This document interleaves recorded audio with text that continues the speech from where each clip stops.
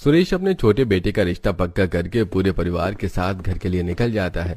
लड़के वालों के जाते ही शकुंतला अपनी बेटी से कहती है, प्रिया बेटी, लड़के वाले तो अच्छे हैं, वो हमारी बराबरी के नहीं, तू वहाँ कैसे रहेगी? माँ, आप लोगों ने मुझे पढ़ा लिखा कर इस काबिल बना दिया है कि मैं अपना ख्याल खुद रख सकूं। आप चिंता मत करो, मैं बहुत खुश रहूंगी। और आप ही तो मुझे बताती थी ना कि जब मैं छोटी थी तब पापा आपको और मुझे लेकर गांव से शहर आए थे, और जब इन 25 सालों में अकेले पापा ने इतना सब कुछ कर लिया तो मैं भी करके दिखाऊंगी।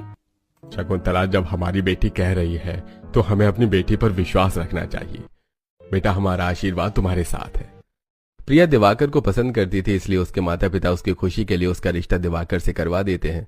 तो वहीं जब सुरेश अपनी बेटे बीवी के साथ घर आता है तो भाभी देखो, भैया पापा माँ आ गए हैं। पापा, रिश्ता पक्का हो गया ना?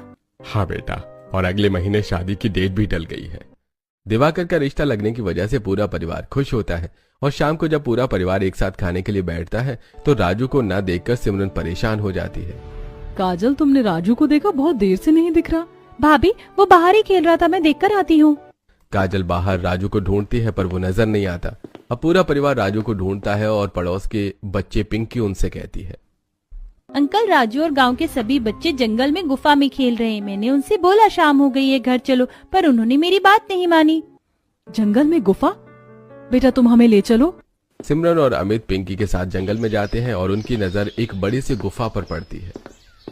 अरे, गुफा तो काफी बड़ी है और कितना घना जंगल है। इन बच्चों को यहाँ खेलते हुए जरा भी डर नहीं लगता? इतना बोलकर अमित और सिमरन गुफा के अंदर जाते हैं और देखते हैं कि गुफा अंदर से काफी साफ है। बच्चों ने कुछ खिलौने रखे हैं और सभी बच्चे एक चटाई बिछाकर सो रहे हैं। लगता है बच्चे इस गुफा को घर बनाकर खेल रहे हैं। बच्चे और उनके अतरंगी खेल। गुफा कितनी साफ रखी है बच्चों ने, और देखो, चटाई, खिलौने वाले बर्तन, गैस सिलेंडर, सब कुछ रखा है। लगता है खेलते खेलते सो गए। तुम राजू को उठाओ, मैं बाकी बच्चों को उठाता हूँ। राजू बेटा, उठो और घर चलो, ये घर नहीं है। सिमरन और अमित बाकी बच्चों को उठाते हैं और सभी बच्चों के साथ घर आते हैं। इसी तरह समय गुजरता है और बहुत जल्द प्रिया शादी करके अपने ससुराल आती है। भाभी, अभी तो हमारे घर में सिर्फ 2 ही कमरे हैं। एक कमरे में बड़ी भाभी रहती है, इसलिए अब से ये कमरा आपका। वो सब तो ठीक है, पर आप लोग कहाँ सोएंगे?